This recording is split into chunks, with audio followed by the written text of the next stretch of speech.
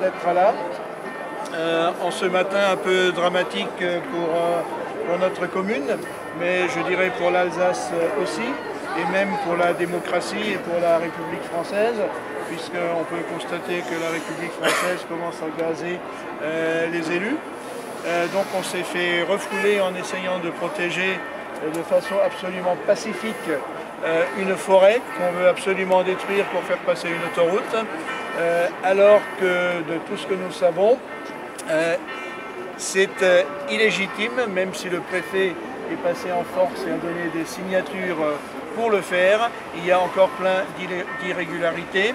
Il y a eu quand même un signe fort samedi dernier lors de la manifestation contre ce GCO et pour le climat, où une rencontre avec le préfet, on pouvait espérer, c'était en tout cas la demande à minima, qu'il respecte et qu'il attende les recours, au moins les recours en référé, où on devrait avoir les informations à fin de la semaine, et que le fait de ne pas les attendre et de pouvoir passer en force, c'est-à-dire un gros dispositif policier à évacuer la ZAD. J'ai cru comprendre qu'il n'y a plus qu'une personne qui n'ont pas encore délogé. Nous habitants, fait repousser. On a vu des dames de 90 ans bousculées par les forces de l'ordre, des citoyens absolument pacifiques et des élus passer au gaz lacrymogène. Donc je crois qu'on est tous un petit peu révoltés contre cette République, contre ce gouvernement qui permet ces choses-là. Notre crainte, c'est que nous ayons raison sur ce dossier, j'ai envie de dire sur cette autoroute qui ne tient pas la route, puisque tout le monde a compris, y compris leurs promoteurs, que ça ne réglera rien sur Strasbourg et pour l'Alsace, et qu'on ne comprend plus pourquoi la faire à ce moment-là.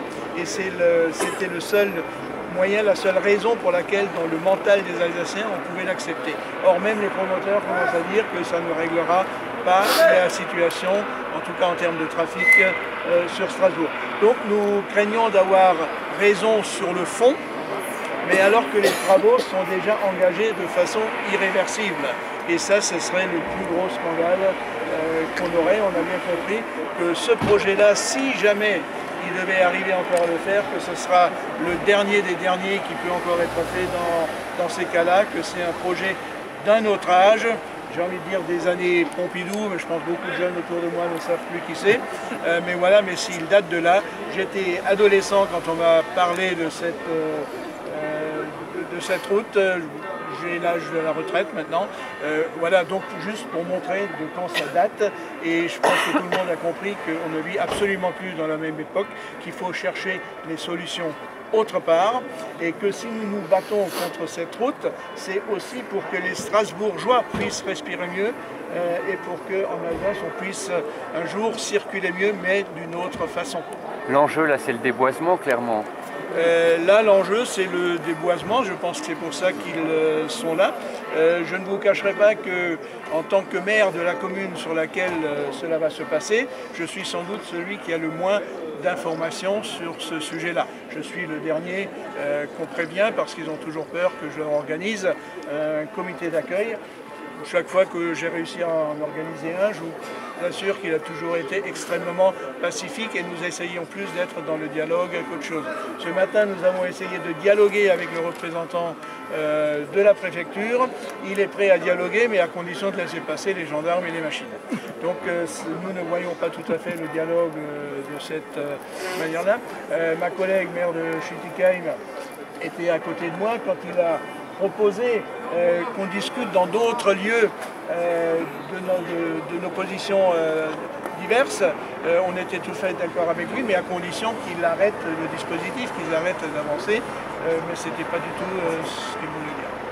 Donc clairement, il y a une fenêtre de tir pour déboiser qui est entre le 1er septembre et le 15 octobre, donc oui, c'est pour ça qu'on pense et qu'on les attendait aussi un petit peu ici, parce que c'est là qu'ils vont commencer. Ceci dit, avant le déboisement, puisqu'il y a des espèces protégées, ils ont un certain nombre de travaux préparatoires à faire et des huissiers ont constaté qu'ils n'étaient pas faits.